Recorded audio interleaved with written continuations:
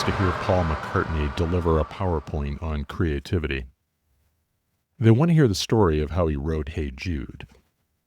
That's why here on Impact Investing Roadshow, we believe the best way to understand an investor's craftsmanship is to hear them dig deep into the story of a single investment. I'm your host and tour guide, Mark King. On this episode, you and I are going to hear from Glenn Bean and Ian Noyes of Sycamore Equity. Glenn and Ian have created an innovative way to use equity sharing agreements to help bridge the gap between the housing that nonprofit and church staff can actually afford with the cost of housing where they need to live. Glenn brings a couple of decades of experience across real estate finance, strategy, and technology, including roles at places like Boston Consulting, Digital Global, and several years at a little software company called Oracle. He was also Chief Business Development Officer at Rook Capital. With an economics degree from Stanford and an MBA from Harvard, Glenn brings the finance and deal experience to the team at Sycamore. He's joined by his partner Ian Noyes. Ian has more than 2 decades in pastoral and ministry leadership. Ian currently serves as area director for the National Christian Foundation of California, covering Santa Barbara and the Central Coast. He spends a lot of time working with families, aligning their giving and their resources with their values and their convictions. Prior to that, he was pastor at Montecito Covenant Church, First Presbyterian Church of Berkeley, and was the founding pastor of Church in the Tetons in Idaho. He holds a Master's of Divinity from Gordon Conwell Seminary, as well as an undergrad degree in philosophy from University of Missouri. So as you can tell, he brings the pastoral experience and expertise and really a deep understanding of the issues facing church and nonprofit leaders into Sycamore's model of redemptive real estate. As you can tell, they've got very different backgrounds, but they're highly complementary, which made for just a fascinating conversation. So without further ado, let's jump into my conversation with Glenn Bean and Ian Noyes from Sycamore Equity. So Ian and Glenn, welcome to Impact Investing Roadshow. Thank you. Thanks. Great to be here. The place I'd like to jump in is when we talk about impact investing, we're talking about making the world a better place. How would you describe the problem that you see? And looking to do it with crypto capital. We built a solution out on the blockchain back when crypto was really hot, kind of before the crypto winter. And I was talking to some folks in the faith community, and they pointed out, Glenn, you grew up in a parsonage, you're working in real estate finance. And one of them just, kind of looked through Zoom and seemed to understand me and said, you were put here for this reason, to do this. And it was a bit of a pivot of what we were doing previously, but it was sort of a conviction from across the country that I could not shake. And so as that company, wound down and ultimately was sold, I kind of had this pebble in my shoe of, there's a here to both serve communities and also have a business. How'd you guys actually meet? That sounds like a story as well. The original introduction came, partly from that network. The president of National Christian Foundation here in Colorado is named Eric Most. And he said, well, hey, there's this guy named Ian out in California, and you really ought to talk to him. He's doing some cool stuff in real estate. He would totally get it. And so we played phone tag for a little while and finally caught up. And that was also one of those very crystallizing moments where we got on the phone, for about 5 minutes, and you have an introduction and you're sort of polite. And it turned out we had so many overlapping circles between me having actually attended the church that Ian led, but not at the same time. So we knew a bunch of people. We had a lot of other friends in common. We had some schooling in common, and we just kind of went down the list and realized we should have known each other for 15 or 20 years, but we're only meeting now with this particular real estate finance topic at top of mind. And so it was a really fast friendship, and Ian has not been able to shake me since. Coming back to the core problem, this disconnect between affordability and what ministries can afford to pay folks, how big is this problem? What's the scope? Yeah, there are a couple of trends that we point to when we characterize this because real estate is inherently local, but nationwide, back around 2000, about 25 years ago, there was a rule of thumb that if you could buy a home for about 3 or 4x your income, your household income, that was probably a reasonable budget. Of course, there's a lot that goes into that, but that's about where the median home price was to the median wage in the United States. Fast forward about 25 years to where we are today, wages have grown slowly but steadily across the country, but house prices have increased much more quickly. And so now that median ratio of home price to income is about 6x. And so you add on to that, Gen Z and millennials often haven't saved enough for a down payment. You add on to that, interest rates are higher than they have been in recent memory. I know the rates were just cut a week or two ago, and it is just really hard to get into home ownership. And so that's on a nationwide scale. When you look at individual communities, it can be really exacerbated. A lot of places along the coasts, the urban centers can be as high as 8, 10, 12x. And so, even in San Mateo or San Francisco, where incomes are relatively high in the country, real estate is just astronomical. So the problem presents itself. But then on the other end of the spectrum, we've had a chance to talk to communities in Brownsville, Texas, Topeka, Kansas, Grand Rapids, Michigan, where the median home price is closer to $230,000, $300,000. But that ratio persists of it being 6 or 7x what the median income is of those homes. And those homes have even doubled in the past, 5-ish years. So people used to be able to buy a home for $125,000, $150,000, and that sticker shock persists. So while in absolute numbers, we have a large and diverse country, the attainability problem is just chronic and largely driven by undersupply across the entire country. How do you guys think about geography and for such a large kind of pervasive problem? How do you think about your own focus geographically? I would say that part of what I appreciate about the model that we've put together is that it's uniquely tailored to those contexts. And so we can take into account a variety of variables, both what a person who's stepping into that role can afford, what is their salary or income, what have they saved, what is the cost of an appropriate home, and even that is a variable. If they have no children, 4 children, 6 children, children with special needs, like there's just all kinds of different things that can go into that decision. How important is it for the home to be an extension of the church's ministry, or is it a place where they are going to be, extending hospitality? There's so many factors in that, and that has to do with a lot of value judgments in terms of where they might live, what kind of house is appropriate. So I think what I appreciate about the model that we've put together is that it is able to account for those variables in a way that then right sizes the assistance. And that assistance for the pastor that you currently have or are about to call might be different from pastor next. So you can adjust up and down, and it's flexible. And yet the model, I think, is a meaningful assistance to be able to adjust to those needs. So I think that's a part of what maybe I guess I would say in terms of our marketing. I think what's been surprising is that we thought it would be, the like coastal California and to the, resort communities in Colorado. And what's been surprising is it's like St. Louis and, just Michigan. So if there was anything that's been a bit of a surprise, it's been how kind of almost like universally applicable this is and also quite adaptable. So I don't know, Glenn, do you have anything to add? We're relatively early in our journey, about a year and a half in, and we're working with organizations in 30 different states, a lot of different contours, just sort of, somewhere in their journey for housing affordability. And at this point, nothing surprises me anymore. Give us a sense of what are the parameters in terms of what you're offering folks by way of an investment as opposed to just a straight contribution to the capital campaign at church.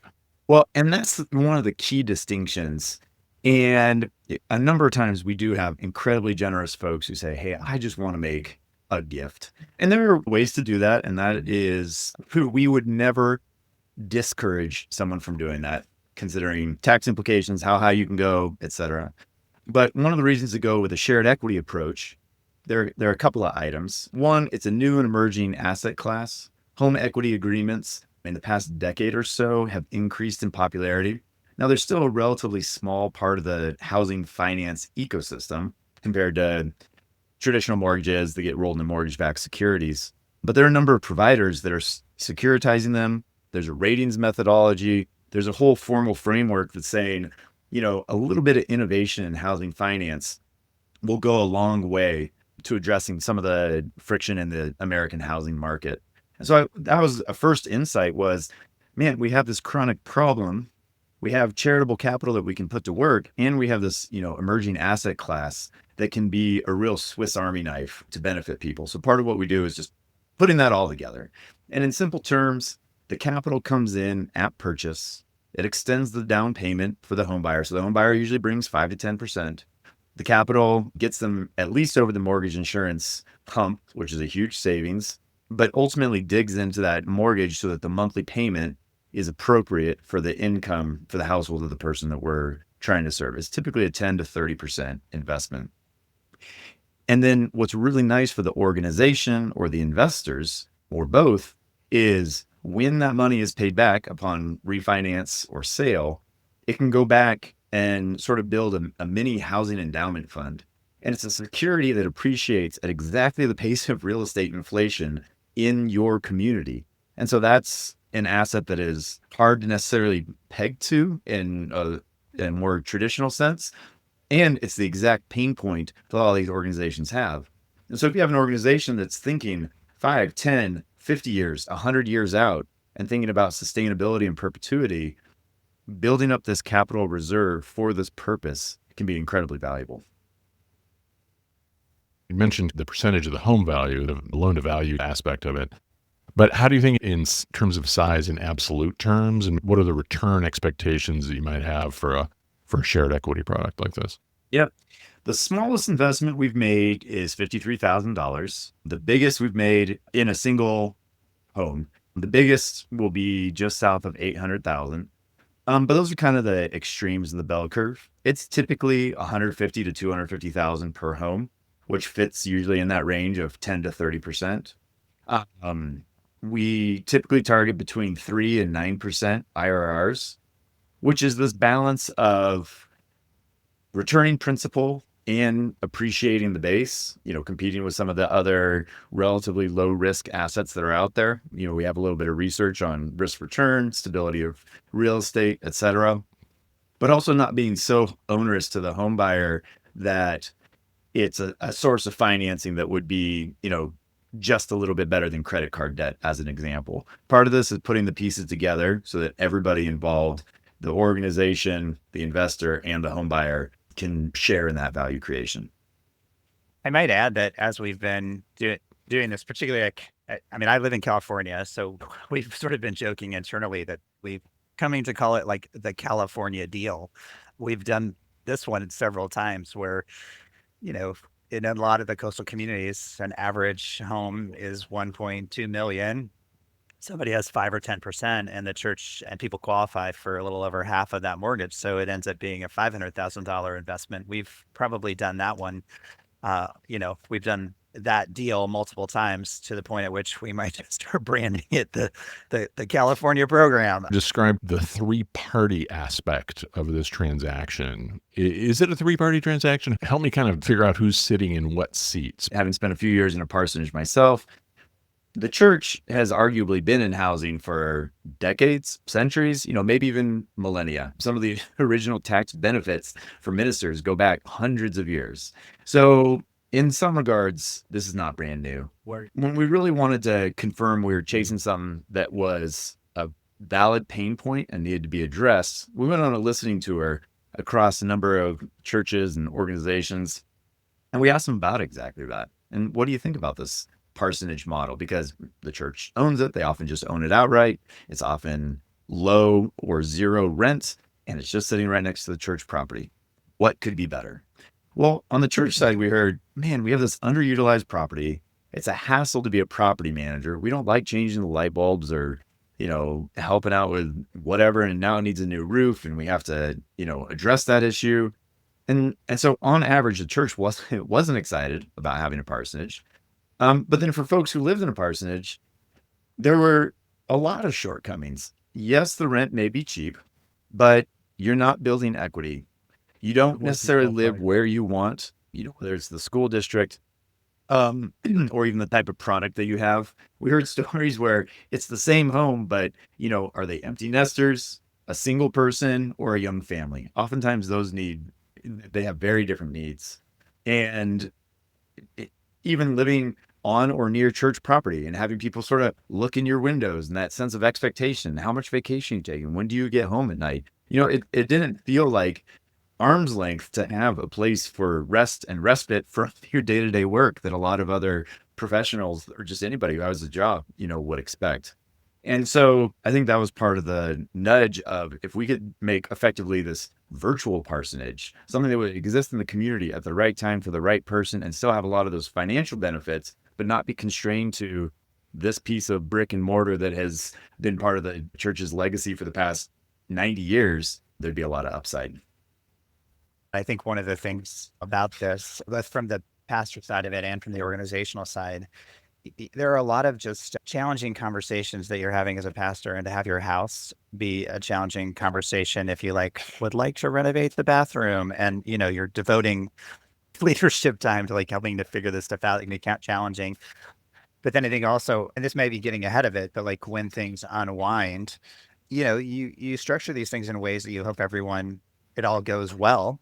But the other thing we found in the kind of listening tour is that there's a lot of concern about how it unwinds when it doesn't go well. And so I think one of the things that's interesting about equity share, it is not new as an arrangement. I mean, I've been into equity share arrangements myself over the years that I've been pastoring in the last 2 decades. But I think there's a lot of organizations that do it well or do it poorly. And sometimes I just talked to somebody the other day. It's like, yeah, we did that and it was painful. And sometimes it's painful just because it's not structured with the right kind of balance of interests. And so either the organization feels taken advantage of, or the pastor feels taken advantage of, the leader feels taken advantage of. And we've worked really hard to build a model where that doesn't happen. And that does speak to this next question of well, what is the ownership? How is this structured? We decided to keep it really clean in the sense that this is just cash at closing secured by a deed of trust. The house is owned by the pastor or the ministry leader. And the church has an interest, an option on a certain percentage of the equity in the home. And we just feel like that's a lot cleaner. It eliminates an entire document that you don't need, call it a tenants in common agreement, where it just is one other way for you to miscommunicate or have expectations that are at odds. If you need a renovation, who handles it or who pays the taxes, or we just keep it really clean. In this model, the owner of the home is the pastor or ministry leader. They pay the taxes, they pay the insurance, they make choices about maintenance and improvements and all of that. And the church really exists as a capital partner. And this is often the way that churches would like to be participating, not as property managers, but just as those who help to facilitate and make this kind of option available for the health and security of their leaders. So I think maybe that sort of answers, or at least an initial response to the question, but happy to drill in more closely into some of the details.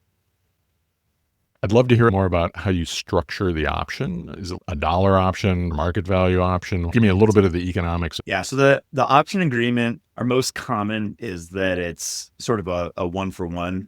And so it's in second position, just to clarify. So the homeowner is on title, they own the property. They typically, but not always, need a mortgage, a traditional mortgage, and that comes in first. And with our setup, typically that mortgage is Fannie conforming, which means any brokerage or bank could do it. However, it's much easier. We have a couple of preferred lenders who are both mission aligned. They'll decrease closing costs, provide preferential rates based on programs they have, et cetera. And then they're just familiar with the setup. So it's really streamlined. So that's part of the value we bring, is saying, here's probably a better mortgage than you would get out on your own. But then finally you have this second piece of financing around the shared equity. And so, the easy example would be if it's 10% in, $50,000 on a $500,000 house, it'd be 10% out at refi or sale. So say the home is sold in 7 years for 600,000, that would be 60,000 coming back to the investors, whether that's the church or the church's endowment or the impact investors. We can juice the returns a little bit. So for instance, the option can be written per the total value of the home.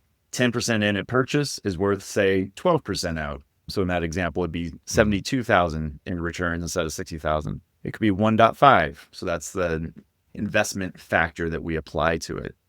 And, there are bounds and guidelines depending on appreciation profile and credit and all those types of things. However, we found in a lot of these cases, the investors aren't necessarily looking for, just another 50 basis points of IRR. It's really about the deal or no deal. Can we get these people into homes? What value is going to be there? So it's a wonderful conversation when we set up a fund with a particular target, geography, organization, and we have some flexibility in there, particularly to attract more capital in that capital formation process. But I've really been surprised at a lot of the generosity of the impact investors who say, let's just keep it simple. It still is a prudent investment. And, let's benefit the home buyer, keep it a 1-to-1 ratio.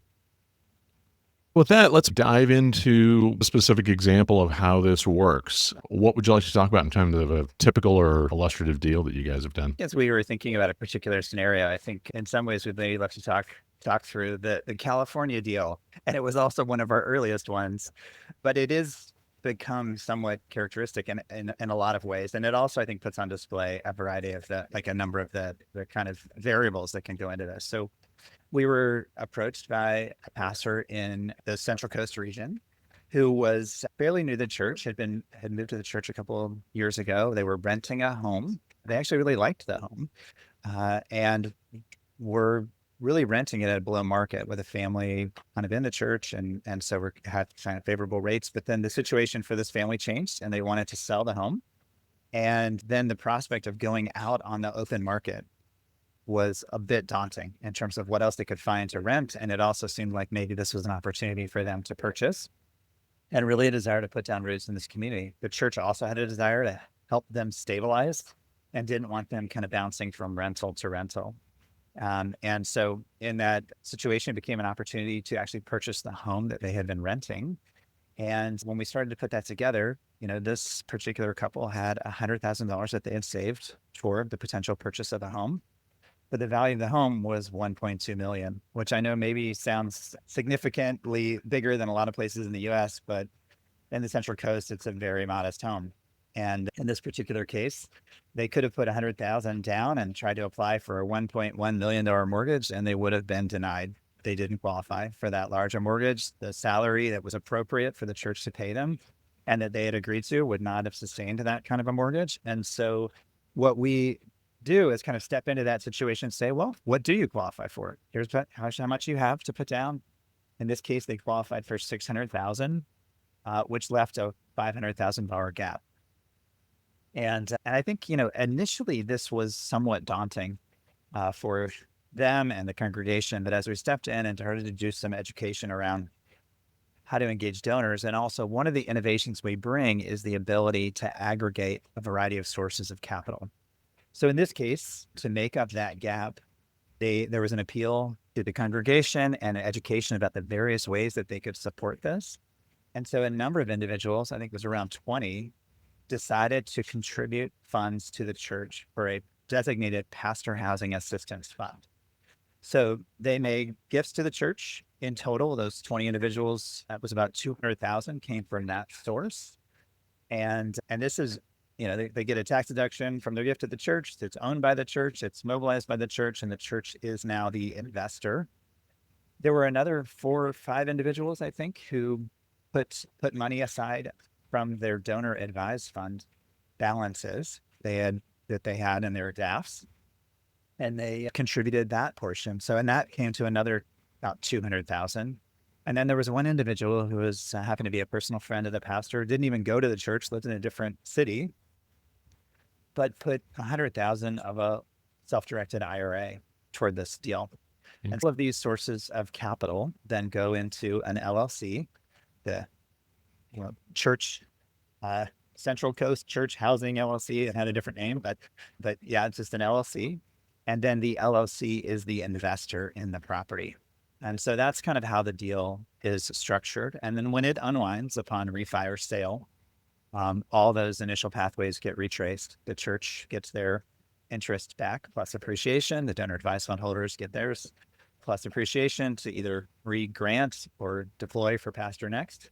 And then the investor gets their funds back. I think just one other detail, and then I'll let Glenn kind of talk about some particulars that you can ask some more detailed questions. But I recently spoke with one of the leaders who put this all together. And I think one of the byproducts that we didn't anticipate was that, and just to put it in context, this is a church with an annual budget of about $350,000. And they raised $500,000 in 2 months, which is remarkable.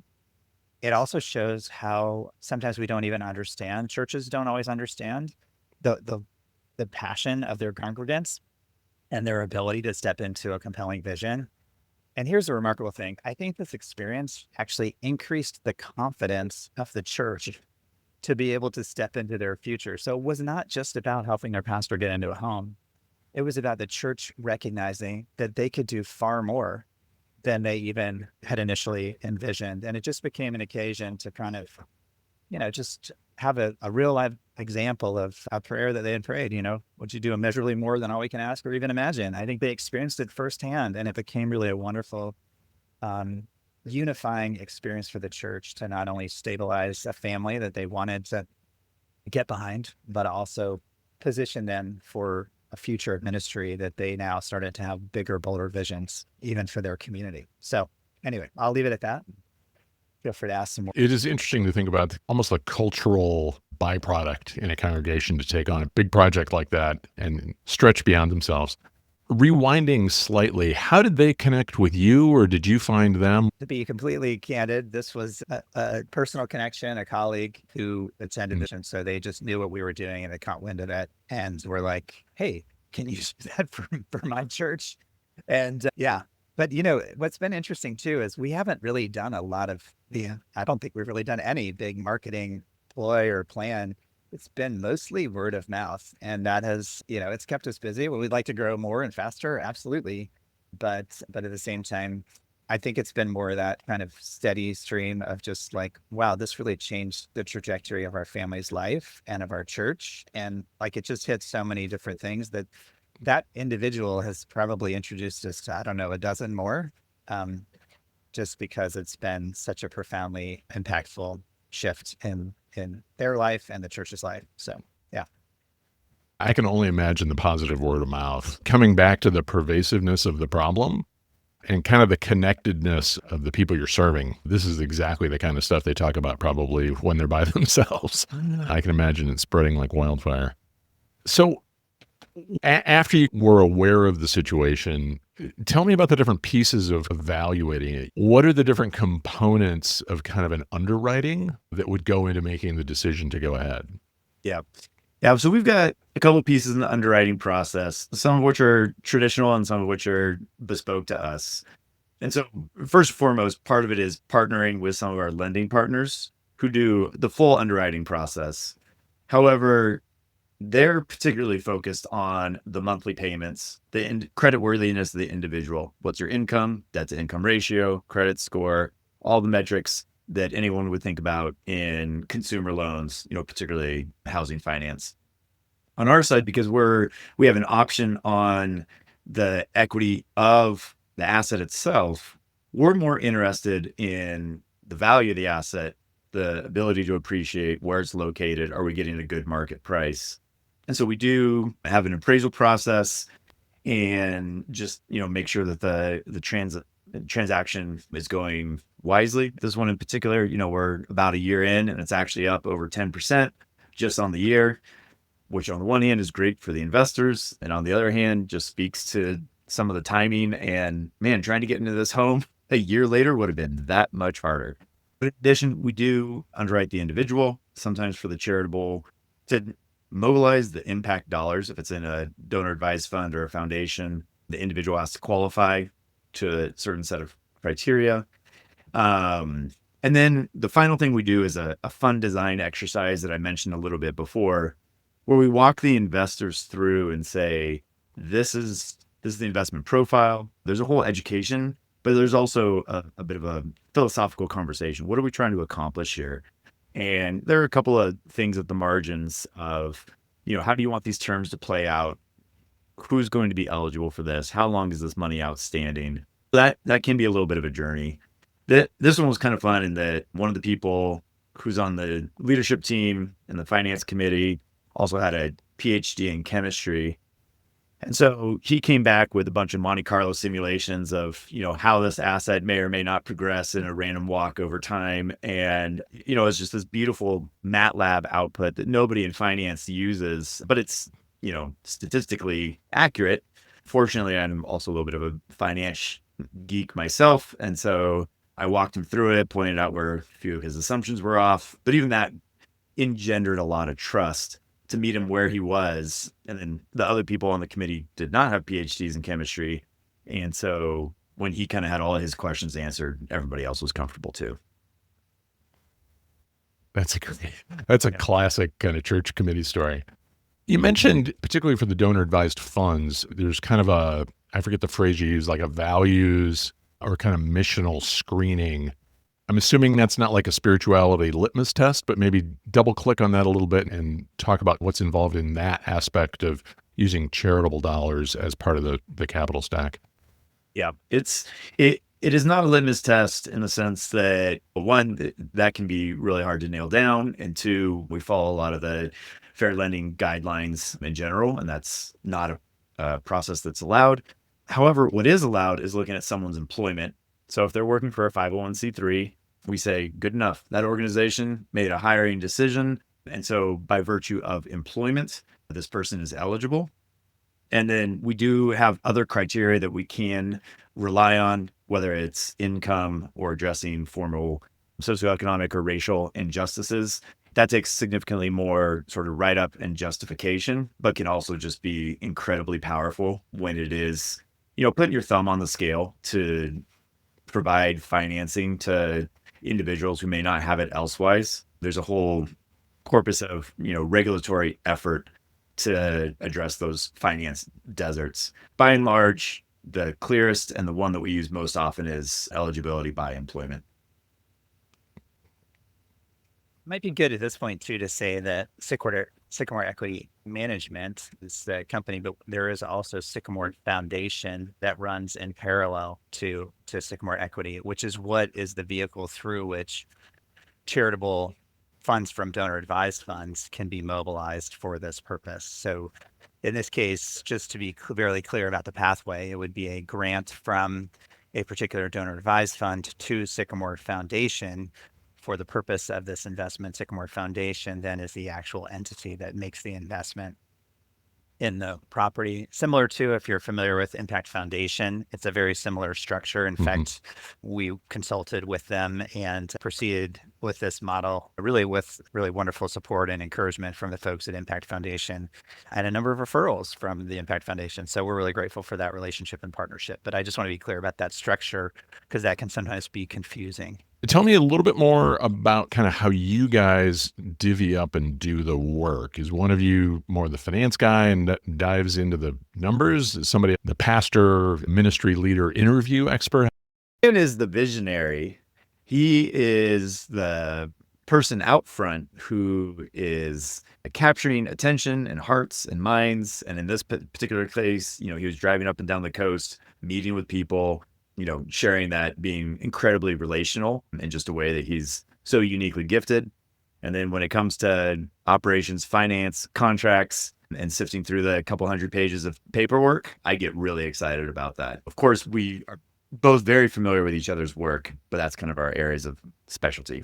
And Ian, do you sit down with the ministry leader and interview, for lack of a better description? Part of what I do is just help explain what it is that we're offering. I mean, this is an area, it's complex, right? There are a lot of different things to kind of think through, and some of them are technical and tactical. And that's where partnering with somebody whose love language is spreadsheets is really great. But a good part of that initial conversation is really just helping people understand what their pain points are, what the opportunities are, what it is they're trying to accomplish, and helping them understand the mechanism. So this fund design, I think it's really key to what we're doing. And there are sort of like 5 distinct questions that we're trying to land the plane on versus what can sometimes feel like this just hugely confusing, complex landscape of tax law, and particularly like clergy taxes and church relationships and staffing and HR. Like it can get really wonky. My role is just to sit down and try to help speak about it in plain language in ways that they begin to see that this can be a really attractive solution to a pain point. I might just share a couple other stories. Like we've shared this model with some churches,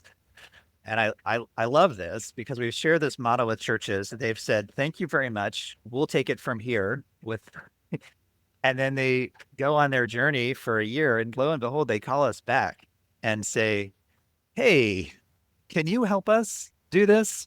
To me, that's like the best marketing in the world. Like, yeah, it's not rocket science, but it's challenging to kind of navigate this and to have a partner. I think it's one of the values that we add is we've done this before, confidence, kind of a guide on the journey, and some models that we've really thought through. And as Glenn mentioned, I mean, did a year for listening tour and research to try to really understand what some of these pain points are in addition to our own personal experience. Secondarily, once there is a project to work on, then it's around sort of donor education. And that's kind of my sweet spot, just with the experience with NCF, and gives me an opportunity to talk about a whole host of other just deep conversations around just how do we cultivate a culture of generosity. And like it's like totally what I should be doing anyway, and in some ways gives us just a wonderful opportunity to share about the bigger vision of what NCF is about too, around just encouraging generosity. You mentioned 5 questions that you are trying to get at. Dig a little deeper on those 5 questions. It's both the philosophy of the fund design, but then also some tactics on how the LLC is legally set up, the terms in the contract, etc. And so it's things like who's going to be eligible within your organization. Sometimes it's an individual, but we set up programs for staff of 50, 100, a couple hundred. And so if you're going to offer a benefit like that to your employees, there's different messaging, different capital levels of investment. And again, thinking about, is it by seniority? Is it by tenure? Is it part of actually attracting talent to come to your organization? We hear so often, man, we really want someone to move from X geography to Y geography, but they just have sticker shock on the housing. So eligibility is really important. The type of capital sources that'll be used, how long the money will be outstanding. Some investors want their money back in 10 years or less. Some are happy to have it be patient and go upwards of 30 years. We find it's usually in the sort of 15-year range, with the reality that a lot of people don't stay in a home, more than 7 to 10 years, but it is a contractual term. And how much capital is being raised. Sometimes it's $500,000-ish to $1 million. And then we have some funds that are more in the 10 to 20 million. And then finally, what type of returns? I mentioned that before. Is this something where to have accelerated capital formation, do we want to have juicier returns for the investors? And is there a philosophy that will actually attract more capital and get more people into homes faster? Or can this be a little more skewed toward the home buyer? And, again, depending on the capital intensity and the market, sometimes that's preferred. So each of those are very tactical things that need to be dialed in to set it up and execute. But there's a reason behind each of them. So it's walking people through that conversation. One too is the exit. And I think that's one that is important to clarify from the beginning. We've often said that we feel like clarity is kindness. And so we want to be really clear at the outset. I mean, so much of this is about setting expectations.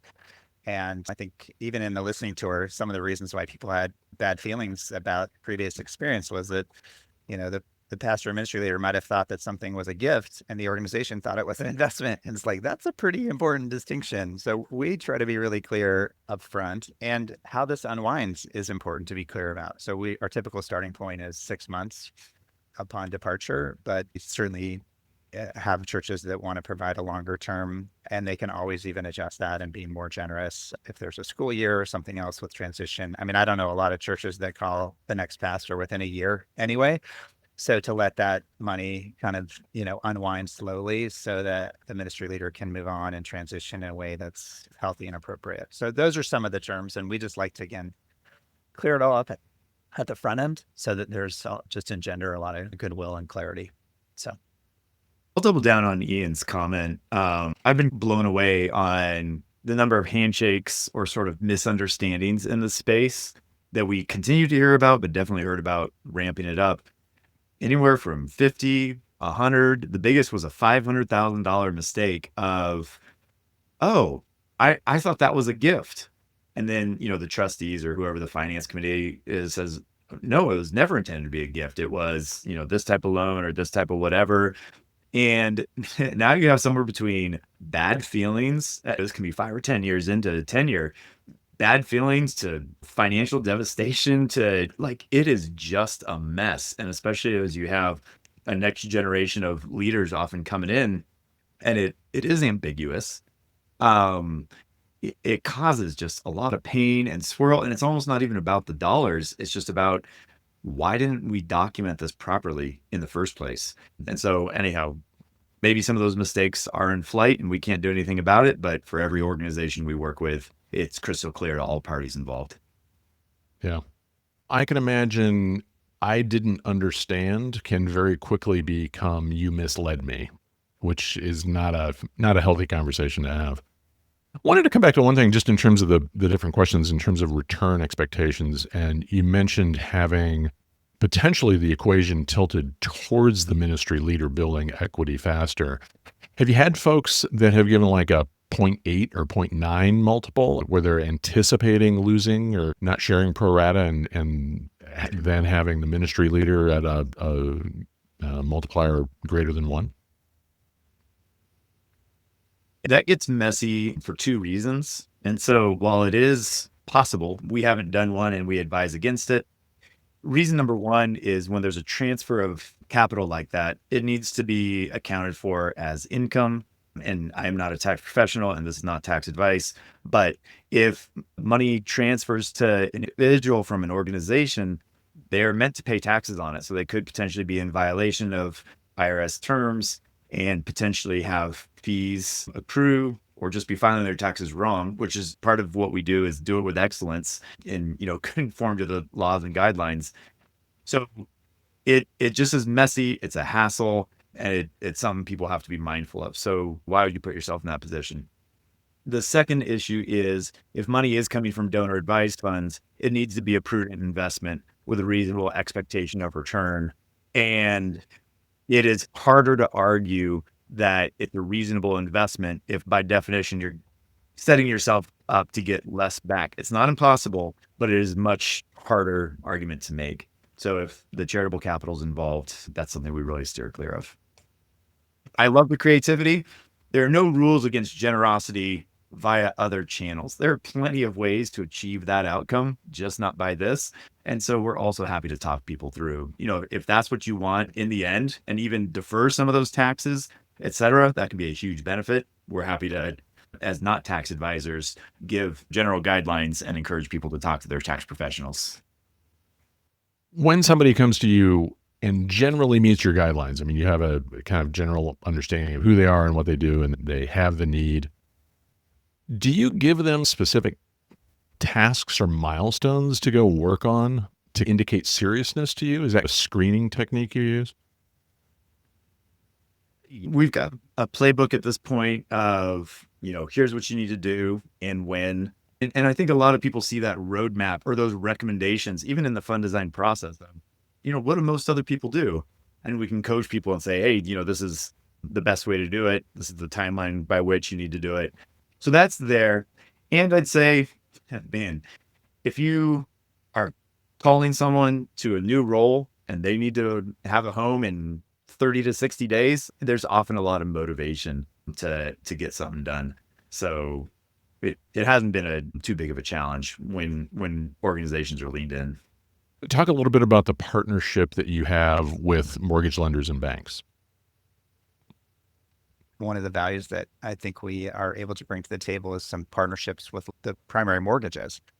But these are the kind of loans that those primary lenders, primary mortgage lenders, they're wanting to make. Like, we're actually doing a lot of the due diligence to identify qualified home buyers in that kind of 80% AMI type category. We have had a wonderful experience of banks who are really excited to work with us. And that's been kind of fun to see as well, that like we're actually not just solving a real problem in the world, but doing it in a way that the primary lenders were actually helping them identify those kinds of home buyers that they would love to lend to. And as you can imagine, these are also pretty good loan to value type situations for them as well. So this is, anyway, that's another place where I think that we knew it at the beginning, but just kind of stumbled into wow, this solves actually a problem that primary mortgage lenders are trying to solve as well. So Coming back to the Central Coast story, what role, if any, do you guys have during the run of the investment? Do you have interaction with the church or reporting, or what else is kind of going on after the close? well, I mean, we do all the functions of, quarterly statements and filing the taxes. And there's a lot of sort of both behind the scenes work, but then also engaging with investors. But it sounds like you're also asking, what about engagement with maybe the homeowner or stewarding and shepherding the asset itself? And we do engage with the homeowners, and we also have, again, we're still fairly early on. So I want to be honest about where we are in the process. So we haven't had that much time to be able to interact with them. But particularly those places where there might be an opportunity for them to refinance or things like that, we have every intention of reaching out and providing clarity about where opportunities might exist for them to be stewards of that asset. Certainly, if there's a desire to do some kind of renovation or things like that, which would improve the property, which we have a whole process clearly spelled out in the operating agreements about how that works.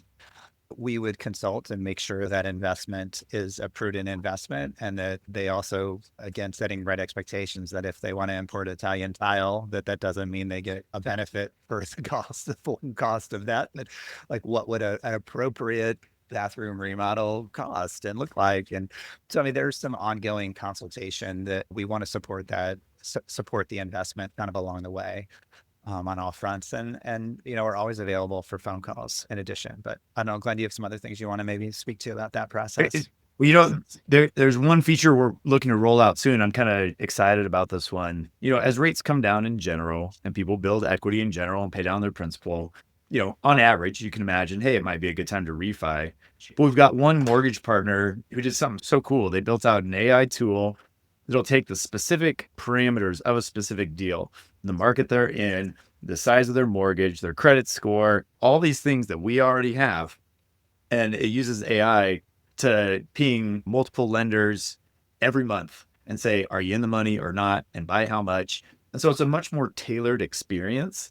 And I said, man, I've got a portfolio of home buyers that I really care about, and we don't want to give them a bunch of false positives, right? Because we go through the hassle of applying for a refi, and juice just isn't quite worth the squeeze, or you don't get approved. It's a bunch of wasted effort.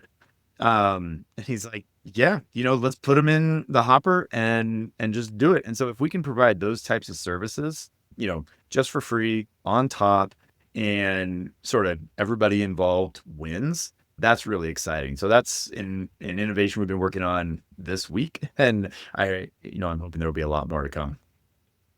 I was going to say, to me, this just sort of speaks to our motivation behind this. I mean, we certainly hope that this is a profitable business and grows, but the reason why we want to do that is actually so we can serve clients and investors and organizations well.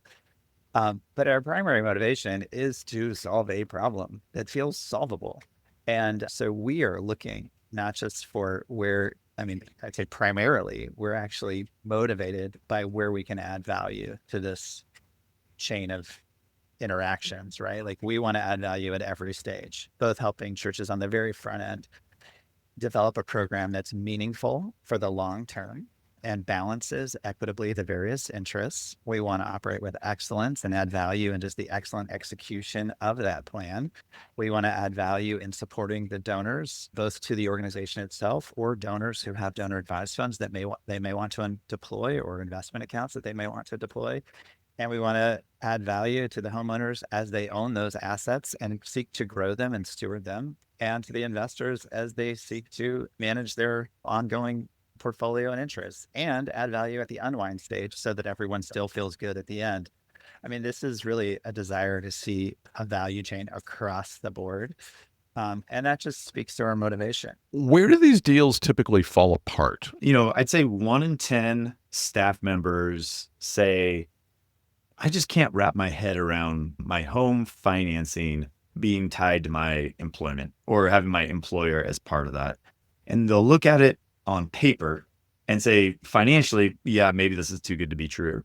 But in their minds, in their hearts, they just can't take it. And so they'll stick with renting or they'll find some other way to do it. And that's where I'm always at a loss, because I look at the spreadsheets and I'm like, but this is such a wonderful opportunity. And then, buying a home is such a huge decision. Yeah, we've had people be at the closing table within a couple of weeks, or, they say yes, and then either life changes, the market changes, or they're not sure how long they want to work for an organization. And so, they'll get really close and back off. And I think those are not unique to our business model and our services, but it's just part of where the industry that we're participating in. We've talked about an individual specific example, and you've talked pretty much in terms of working with specific ministries and churches. How do you see that scaling as you look out over the next few months, years, decades? That's a great question, and it's the thing that keeps me up the most at night. So to the previous example we talked a little bit about, we'll be in conversation with all kinds of different partners, stakeholders in the ecosystem, and we have literally hundreds of conversations of, oh, but my church, my nonprofit, my community, would you talk to us on a one-off basis? And, we've had a lot of success there. We want to continue to be cost effective so that the model makes sense to serve those people, because this can be labor intensive and time intensive. And so that'll core to meeting those people and organizations where they are. But we've had some traction with a number of investors who've had a broader portfolio approach that I think will both bring scale to the process, but also just scale to the overall impact. And so in particular, we've set up a couple of city funds, one so far in Austin, one in Fort Collins, both of which north of $10 million, helping 1 to 200 people of a certain, eligibility requirement. And it's probably, going to be deployed over the course of 5 years. But now we have a capital source, lending partner, lean-in realtors, and even some of the ancillary services, title, appraisals, et cetera. And people are at the table saying, we have a vision for what we want our city to look like in 5, 10, 20 years. And so we're going to put this money to work and, participate in that way, oftentimes so that young families can get into first-time home ownership. It's certainly not exclusively that, but that is a common pattern. And so as those funds get off the ground, I am so excited to see the acceleration of sharing this opportunity with people who are really making an impact to their community, the fabric of their community. And it may be easy to say, man, the other NFL cities, we got 30 others that we could go address. And maybe, and we've had some early conversations around Wichita, Kansas, Fresno, California, places that you may not actually expect. But as those investors have a heart for those geographies, we're considering setting up city funds. The same type of model can apply to an organization. So whether it's Young Life, FCA, a particular denomination across the church, across the entire country. And so then you have hundreds, if not thousands of employees, oftentimes who are facing this issue, and a large organization that would love to set up an endowment, effectively an endowment, for this purpose, for talent attraction and retention, to let people stay in their jobs for longer than they would otherwise. We hear that attrition is just one of the biggest pain points for some of these big organizations. So on each of those fronts, we're really excited about bigger pools of capital, but also being able to deploy it much faster. Well, guys, thanks a million for coming on and talking with me today about Sycamore Equity. It's just an amazing model and doing some really important work. For folks that are listening, how can they learn more about you guys and maybe connect about a transaction or potentially investing as well? Our website has a lot of information, a few calculators. We keep it updated with some data and contact form. Of course, they can email us directly, Glenn at sycamoreequity.com, Ian at sycamoreequity.com. We're also pretty active on LinkedIn. It seems like that's a really good place to be in touch, to have this conversation about the overall need. So following some of our posts there and our success stories, those are probably the 3 best ways. Ian and Glenn, thanks so much for taking the time to introduce us to Sycamore Equity and dig a little bit deeper into the California transaction that you guys talked us through today. Thank you so much. Really, really learned a lot. If you would like to learn more about Sycamore Equity or perhaps contact Glenn or Ian, I will have all of the links and email addresses in the show notes at impactinvestingroadshow.com/sycamore. Those notes also should be available in your podcast player, but if they're not, again, that's impactinvestingroadshow.com/sycamore. And if you've enjoyed the show, could you do me a personal favor? Forward this episode to some friends and colleagues that you think will be interested. They will think you're a great friend, and so will I. So until next time, I'm your host, Mark King, reminding you that if you want to move the impact needle, you've got to step on the gas.